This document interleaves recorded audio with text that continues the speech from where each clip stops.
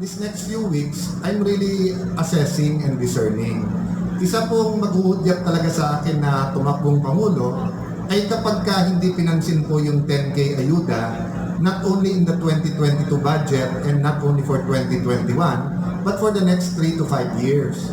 Kasi magsusurvive naman talaga ang Pilipinas with or without the 10K. Pero maraming Pilipino ang hindi magsusurvive. Maraming Pilipino ang magugutom, maraming Pilipino po ang magkakasakit, tigil sa pag-aaral, will fall into prostitution, will fall into crime, and even drugs. No?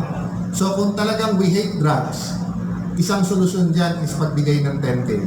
Kung talagang we hate corruption, kausapin nyo ng mga korap ngayon na tumigil muna kayo, bigay muna natin na ayuda lahat ito. No?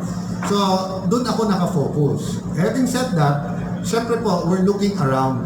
Ang problema nga, maraming qualified, pero hindi basta handa kasi nga wala tayong parties.